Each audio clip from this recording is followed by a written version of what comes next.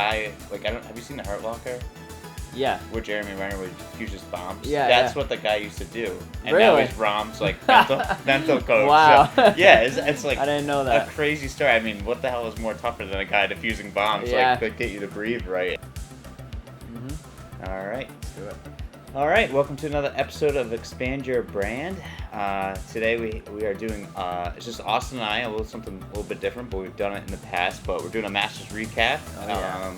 A little recap of the NCAA tournaments and NBA playoff talk, so we'll get into that very shortly, but let's talk about the cigar that we're smoking today. I am doing a Sweet Alice. I don't know if it's new, but it's part of the family that I've been enjoying, so I wanted to try it out. Yeah. I'm doing our cigar of the week, which is the Knuckle Sandwich by the famous Guy Fieri. It's a very good cigar, actually. I had it over to the weekend with my dad. We came down here to watch the Masters, and it was a good cigar, so can't complain. Very nice. It's pretty light. It looks good, yeah. Yeah, it's a good cigar for the golf course, so definitely enjoyable. But all right, let's get into the Masters talk, because it was a crazy Masters event with all the weather. We had a tree fall. We had all the stuff. We had LIV players playing. That actually had some of them had some great rounds. And we thought we were going to have a champion from the LIV. But Rahm wins the Masters, comes back and wins. I mean, what are your thoughts about Rahm? And, like, he's just playing unbelievable golf. Yeah, honestly, I think he has a good shot to win all four majors this year. Wow. I think that he's playing that good, and he is just so compact, so lethal with everything in his bag. Like, he doesn't do much wrong, and he's so powerful that every course, obviously, he can contend in. So I think that that's definitely a hot take, and I think that could be a reality. Getting the Grand Slam in 1 year, and I would love to see it. So hopefully next major comes up, he wins it, and we can continue this discussion. I know. He's the way he's playing golf, and like how well he's playing, and like how steady he was. I mean, the way he started off was terrible. He had that double bogey to start off. Four putt, yeah, right. To start off, and then what was it? Did you see the text message that was floating around? Yeah, Zach Ertz. He's like, Ertz is like playing like. Yeah. I told him to play like he was with us, not like us. Yeah. That was awesome. That was awesome. I like how he called him out on that. But I think anyone else in that situation would have been rattled. But I think he's just such a. I don't know, he's just such in like a zone right now. He's just playing great golf where I don't think it really affected him at all. No, I mean, to make 9 birdies on that golf course in 17 holes after 4 putting the first hole, like, that's mental toughness at its finest, for sure. So, did you know that his mental coach, he has a mental coach, right? Yeah. His mental coach used to be like a guy, like, have you seen The Hurt Locker? Yeah. Where Jeremy Renner would defuse his bombs? Yeah, That's what the guy used to do. And really? now he's Rahm's, like, mental coach. Wow. So, yeah, it's like I didn't know that. A crazy story. I mean, what the hell is more tougher than a guy defusing bombs, like, that get you to breathe right and everything like that, so. That's awesome. Yeah. Jeez. Yeah. I had no idea about that. That guy's the ultimate badass but also the work with Rahm and having to, like, get him. So it's crazy that the level of play that Rahm's been playing at, but also Kopeka. He played well, but he just kind of blew it down the line there. I don't know. Yeah, he was not getting very good breaks though either. Like that break on 13, where he was on the downslope of the bunker, right outside the bunker. Yeah. I think just he lost the edge a little bit. Like, I think the weather delay after the first 2 rounds, I thought he was gonna walk away with it. Yeah. He was playing unbelievable, and whether he's a LIV guy or not, I think that after these LIV contracts are up, I actually think they're going to try and get back on the PGA Tour, because from listening to Kopeka, the only reason why he took the money was because he was injured. Right. If he was healthy, he would still be on the PGA Tour, but he had no idea what trajectory his career was going to go on, and the money presented itself, he took it, and then now, from hearing him talk, he kind of is kicking himself a little bit because he wants to compete and contend with these guys week in and week out. Right, yeah. And so it's funny that, like, to bring it up, because I actually kind of forgot about Kopeka. I don't know, like, just thinking about, like, I watch more of the PGA, obviously, and I just was like I was like, shoot, I totally forgot that Koepka is like, he's playing at a high level, like Yeah. great golfer, and totally forgot it. Like just like slipped my mind about the guys. But it was great to see him play. I like the Jim Nance's kind of like jab that he made. Did you hear that? What? He hit like Koepka hit like a ball, hit like the hit like the cart path or something like that, and he had to go across or something like that. He's like, and Brooks Koepka's on the CW over there or something like that. So it was a good. Jim still got it. Yeah, So yeah. But and then the other thing too that Koepka was complaining about the slow play. Oh wow! And Cantley kind of slowed everyone down at one point. Oh my God! I really saw it on the 16th hole. He had a putt from the bottom right of the green, the pin's back left kinda, and he took forever, and it came up 15 feet short. He 3-putted, and he could have done that by just stepping up and hitting the putt. So yeah. I don't know what he was doing. He was out of contention at that point, but he did take forever, and I like Cantley. I thought he was going to really play well coming down the stretch and in the last final round, but he didn't play as great as he would want and as great as I thought, but he was slow. Oh, my God. I thought that they were going to, like, Koepka was going to ask to play through at one point, Yeah. just to kind of, like, just the way slow down everything, and then, like, the stories about, like, Koepka was saying that, like, Rahm went pee, like, went to the bathroom, like, 7 times, and still waiting to tee off. It's kind of like when you're at a restaurant, you go to the bathroom, and you have to wait, and you're hoping that your food's going to come out by the time you come out. That's what it was like. Basically, I felt like what Rahm was doing. He's like, all right, maybe if I just go, like, it kind of sucks to deal with that, and I think that's kind of like, I think we discussed about it beforehand, but, like, that's kind of like what started the war between Koepka and DeChambeau, kind of a little bit. I mean, too loud, just a slow play and everything. But Mickelson also had a great day, which was very interesting. He came out of nowhere in the final round. 7 under in the final round. That was remarkable. He played great.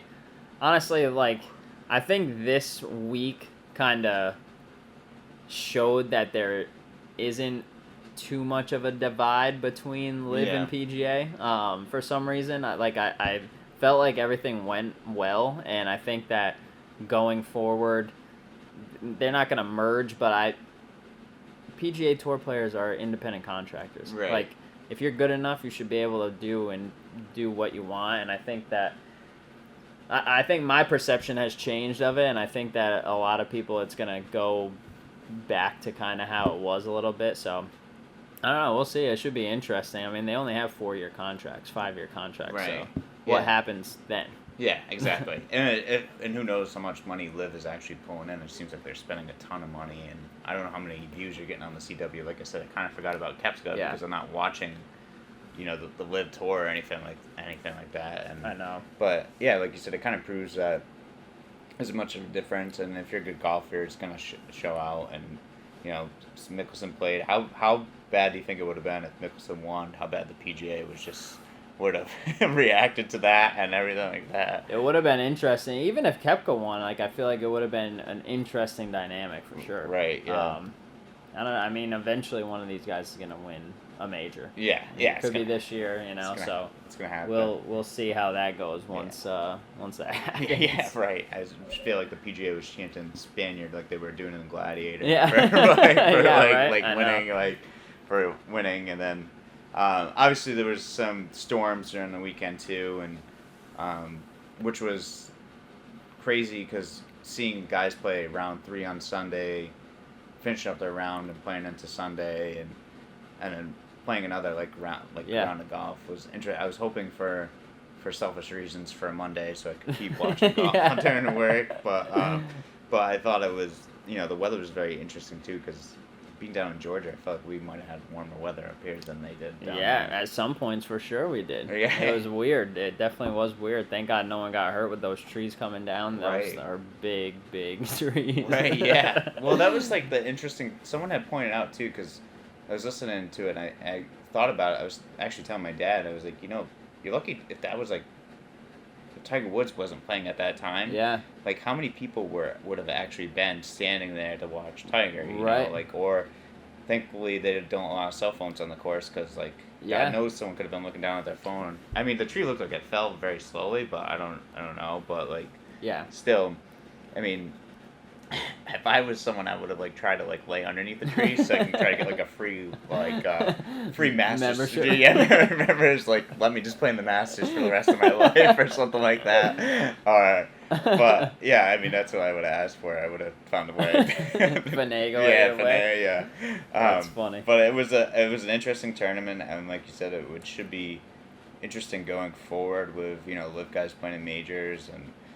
Yeah. Like you said, I think Kopeka's healthy and could actually win one of those tournaments as well too. Yeah, I mean it's definitely not out of reach, that's for sure. So, Yeah. and I think that we saw that this week. So, going forward, it's definitely going to be interesting. Right. Yeah. It should be fun to watch, and love. It's like golf is back. It's that time. It's like watching the Masters for some reason makes me just want to get out, like and play golf and get out there. Trying to find a way out there, and it's always nice, and it's nice to know that, first major's back, and gonna more to come down the line for sure. Oh yeah, it's gonna be interesting. All right, let's cut it to our sponsors, and as well as we will also have the Cigar of the Week video in there too. So we'll be right back. Welcome to Vintage Cigar Lounge, the place where you escape to, not from. The place where your cigar options are limitless. A place where friends come together and bond over the finest cigars and drinks. A place where your selected few can retreat to and enjoy premium cigars, great conversation, and your liquor of choice within the privacy of our private rooms. Looking for a place to escape to? Our doors are always open.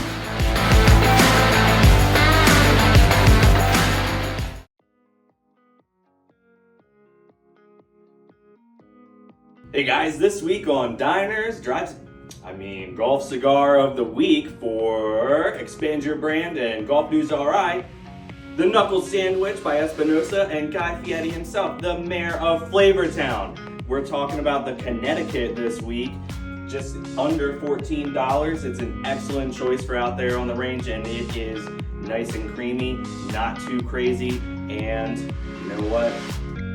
For being a celebrity crossover, it's fantastic. Come try it out. All right, we're back.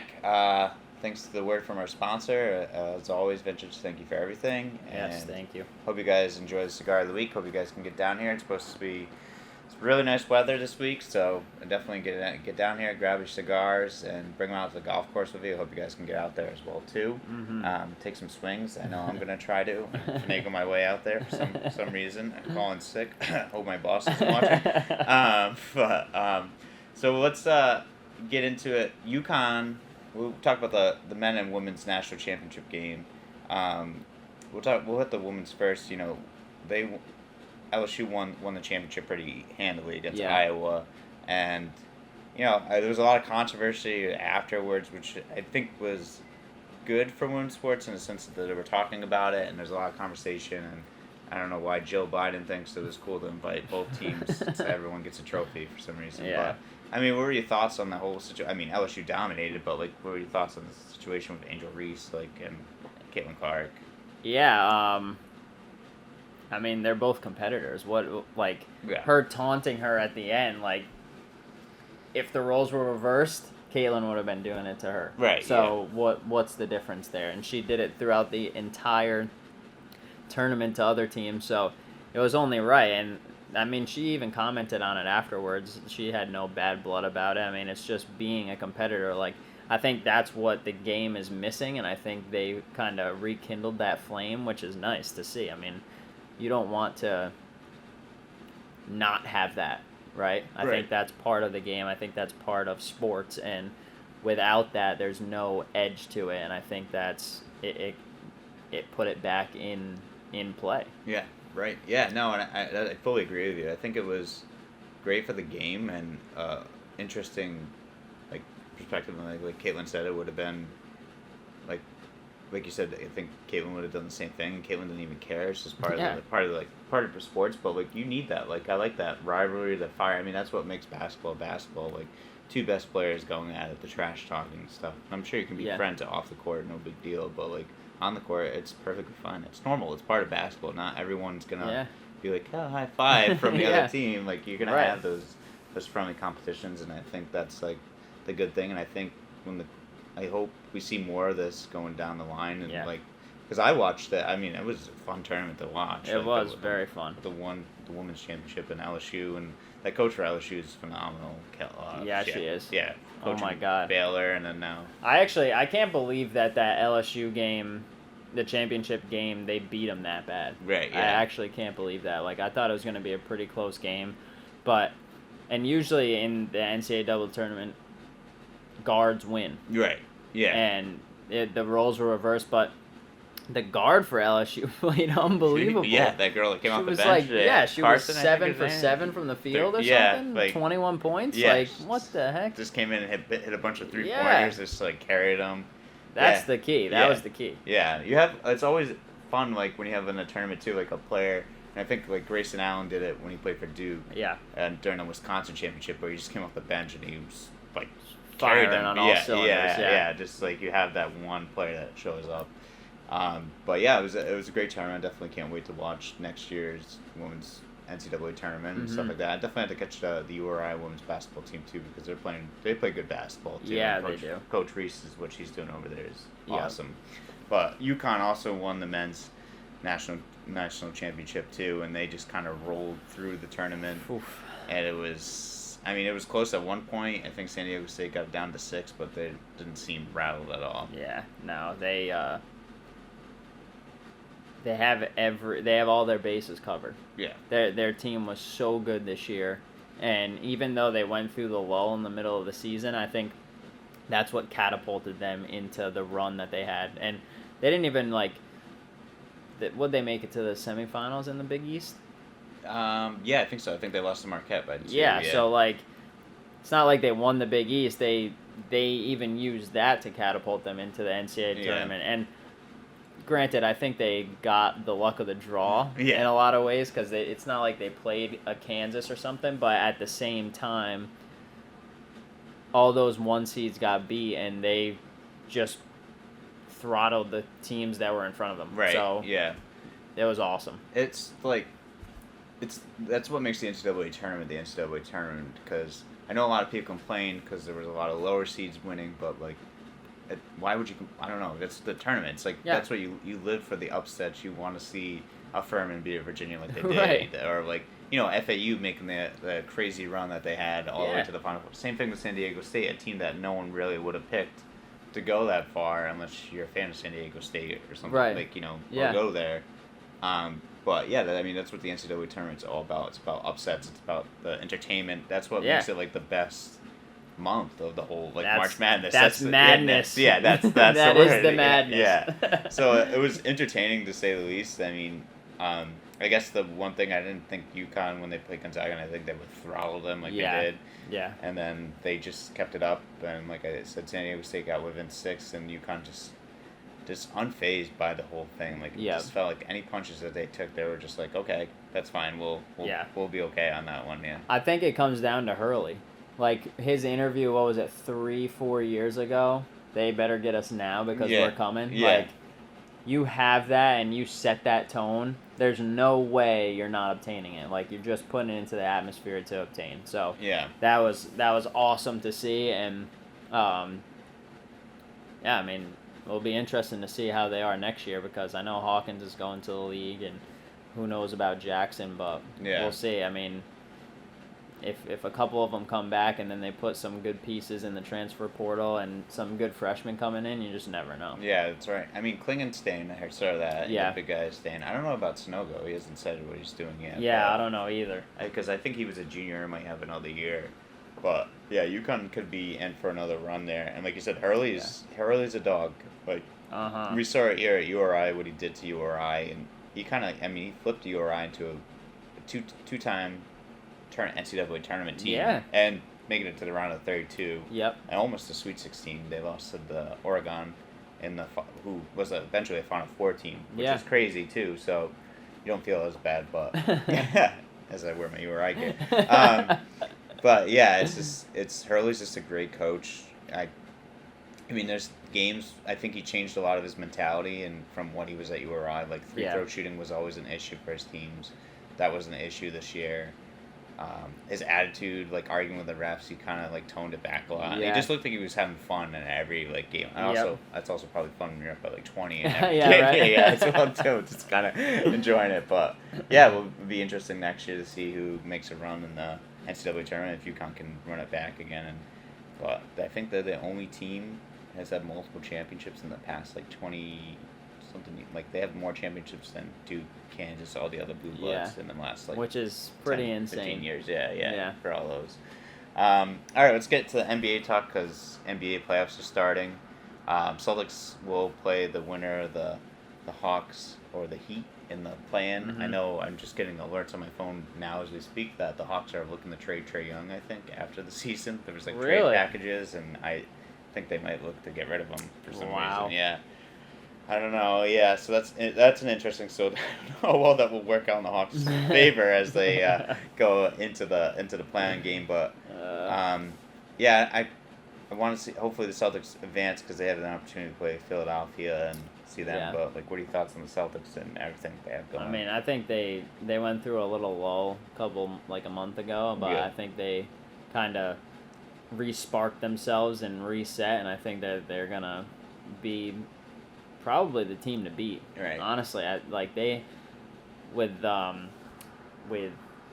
Brogdon coming off the bench and him being a part of the team this year, I think it's a intricate piece that they needed, and I think going forward, if Williams can, he's not injured now, right? No, I don't think if so, he yeah. can stay healthy, I think he puts a whole different dynamic on the game as well. So, and then obviously Tatum, I mean, he could be MVP this year. Yeah. He's so good. He's a beast.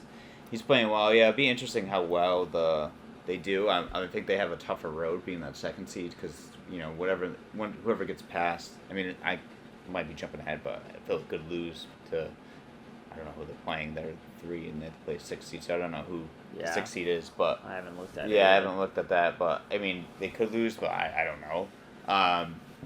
But yeah, it should be interesting. They have an opportunity that I hope that they make a run and they can win the championship this year because, last year they were there. They made but they reverted back to the old team that we saw in the beginning of the year last year, which kind of sucked. So this year, hopefully, they keep the foot on the gas pedal this year and kind of go through everything. But, Yeah, they did lose that team aspect in the finals, I felt like. And Brown outplayed Tatum. Yeah. And I don't think you need Tatum to outplay Brown just by a little bit in order for them to be at their best. Right, yeah. I know, it's hard to think of many clutch games, where Brown has been the best player and they haven't won. I just feel like if Tatum goes, the rest of the team goes.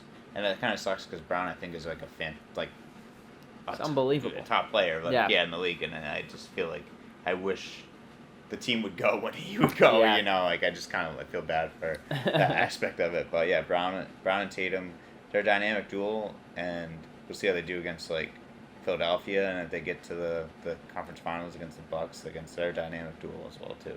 Yeah, the Bucks are gonna be tough. Yeah, I honestly think whoever comes out of the East is gonna win the championship, anyways. So Yeah, I would agree with that this year for sure. Yeah, it's just a stacked team. But the West is kind of a toss-up. But I have a fun fact about the Kings being back in the playoffs. That the Kings will be on ABC for the first time, I think, in 17 years or 20 years. Nah. So on a national stage.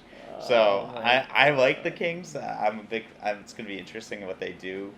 I think they play the Warriors in the first round. Yeah. So it's going to be an interesting matchup, but I really like the Kings. I like their stadium. I had a great time when I went to go watch one of their games. Oh, did you play? Yeah. You watched one there? I went out there a few years ago. I went to go watch Celtics versus Kings, and the Kings sucked, and I think Celtics were on a tear, and then the Celtics had lost. Was out in San Francisco, so I watched them play Golden State one night, and then 2 nights later, my buddy and I went to Sacramento. Awesome! That's great. And Sacramento Stadium is by far one of my favorite stadiums Really? I've ever been to. It's an that's interesting. open concept. So you go get food, you can still see the game. You're not missing Really? anything. Yeah, Oh, and it's wow. such a cool environment to be around. Yeah. The fans are. I mean, there wasn't a lot of people at the game, but the fans are pretty cool, chill, and a friend of mine out there is a Kings fan, so it was I enjoyed the experience, so I'd like to see them at least make it to the second round and third round. Yeah. I know. That's a bold statement, though, because if the Warriors get hot, they're still one of the best teams. They I were know. plagued with injuries this Yeah. year, so we'll see about that. But the Kings are a fun team to watch. Yeah. Fox is unbelievable. Yeah, he's playing great. He's ball. very underrated. Yeah, he is. He's playing great ball, and him and Sabonis together. It's been like that trade actually really worked out because everyone last year was like, well, I don't know about that. I don't know why you didn't give up Fox instead of Halliburton. Yeah, but they've meshed well. Yeah, it's worked out well. So yeah, that West is stacked. I mean, you got the Clippers too, and then the Lakers. If they can do anything, and that West is kind of like the Grizzlies, the Nuggets. If the Nuggets don't make it to the finals, I just don't. There's no hope. Yeah, there's no hope. It's the same thing with the 76ers though. Yeah. Like, they can never get over the hump. Yeah. Like, I don't know what it is, but Embiid is unbelievable. But after that, it's like Harris and Harden at this point they don't do much. Well, yeah, thank God. I don't know if Philadelphia has great strip clubs, but Yeah. I don't know how well Harden's He needs going. to start start going crazy. Yeah, I'll tell you that yeah. much. He needs to start playing, like back to Houston Harden. Yeah. I went to a playoff game out in San Francisco when it was Houston versus Golden State, and it was Kevin Durant was there. Yep. And it was against Houston, and it was when they had Chris Paul and Harden on the same team. Yeah. I never watched such terrible basketball before in my life. I just like Houston. It was like it was like a game of chicken between Harden and Chris Paul. Yeah, like, yeah. Who can dribble out closest to the shot clock and like fire a basketball. Yeah. So I don't like that Harden. I think Harden's a great point guard and can make great passes, but also Doc Rivers has been known to choke some games away. So we'll see how he does as well too. That's true. Yeah, But speaking of the West, the Suns are gonna be tough. yes, that's right. That's a team that Clippers Suns first round. Yeah, that's a team that we're overlooking right now. Yeah. But they could be tough. They got all the components. Kevin Durant, I'd never sleep on him. He's such a great player, and I know all the stuff that he's all the guff he's gotten for everything that he's done and everything. But man, he's such a great scorer, great basketball player. Like you can't hate on him. Plus, it takes him being there takes the pressure off of Booker. Yeah. And I think that they were riding Booker the past couple of years, and I think taking the pressure off of him, he's going to just explode in the playoffs. Right, yeah. I don't see it another way. Yeah, that's true. Oof. Yeah, that's right. I kind of forgot, like you said, I just kind of forgot about them, too. Yeah, I was just thinking, you were saying Chris Paul, and I'm like, well, yeah, that's Monty Williams over there, he's just plotting. Yeah. Just drooling to get into the playoffs with a healthy Kevin Durant. So. I know. Oh, man, yeah, shoot. Tough. That's going to be a tough one, too. So we'll see how they I mean, they could come out of there. I mean, the West is a toss-up. Those guys could really beat up on each other, but the East is so strong. So, I don't know. We'll see. The NBA playoffs are always fun because that's when the real basketball starts for those guys. Sure. Yeah. I was going to say that, yeah. It doesn't, there's no defense in the regular season. No, definitely not. And then we'll finish up with one last thing. I had to bring this up because it was very interesting, and it's still on the NBA talk, but so the Mavs shut down Luka. The Mavs are a mess right now. They have Kyrie Irving and like everything. Yeah. So they shut down Luka. They have a chance to make if they won, they would have gotten the play-on game. But so they shut down Luka at the first quarter during Slovenia night, which is like all these people came out to see Luka. Yeah. And they like shut him down the first quarter. Those poor people who flew out to yeah, go see. Yeah. At least give them the money back, Mark Cuban or something. And they lost because they're not in the playoffs. Well. And Kyrie just left. Like no exit. Like everyone else did their like exit interview or like something that they do in the NBA, and he left. He didn't even do his. He's just a little dysfunctional over there. He's a team killer, and I was reading an article about how they're afraid that Luka's gonna want to get traded off that team, and I don't know what you say. Like some people say Luka's just a pat statter and all that stuff, but I don't know. He's such a good player though. Like he's so good. Like for him to not contend for championships, he's been playing professional basketball since he was 13 years old. Right. Like he knows how to win. Yeah. He just doesn't have the pieces around him, and Kyrie was not the answer. I don't think. I mean, I could be biting my tongue next year because if they do come back, they could be really good. But I think they need a couple more pieces around them if they're going to do anything. Yeah. I mean, this was a team last year too with just Luka who took them to the conference finals. Like, Yeah. and it was That's what I'm like saying. it was crazy, but Right. we'll see. I mean, if Luka stays or if he gets traded, it'd be interesting in the offseason that the Mavs are gonna have. But Yeah. it sucks. I mean, I like watching him play, and it's just Kyrie. I don't know if Kyrie's a team killer or what it is, but like he's just kind of. I thought they were meshing well, but I just been some like talk too that they Yeah. haven't been doing very well on the outside of that. So Yeah, that'll definitely be a off-season storyline to watch for sure. Because Luka he's unbelievable. Yeah. If you watch him play, like, he's just so like slow and lackadaisical, but he Yeah. does whatever he wants. right, yeah, It's unbelievable. he's just- Like, he just looks so nonchalant out there. he has. So it's like an interesting compare. Like he has like the Paul Pierce body, which Yeah. like very like a big kind of Yeah. dude, but like. Well, I mean, Luka's a little more athletic. Yeah. Like, he doesn't look as athletic, but Paul Pierce was very, like, Right. kind of like a big bodied kind of guy, Yeah. but, like, could get his shots off where he needed to get them off and Yep. stuff like that. But, I don't know. But it'd be interesting next year for the Mavs. But I thought that was very interesting that they shut him down, especially on Slovenia night, quarter one, and just, I think they're trying to keep their draft pick as well, too. Yeah, those poor people that went across the world I know, to to see freaking watch them. him.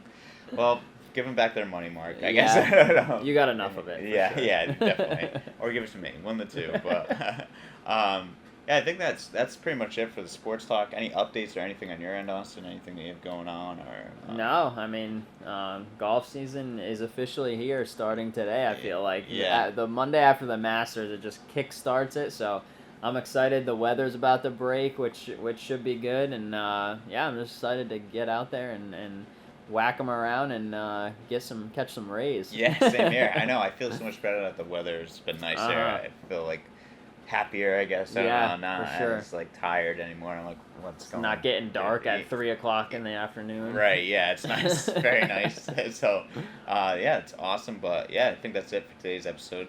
Yeah. Thanks, guys, for tuning in. We Yeah, thank appreciate you. it, and we'll catch you next week.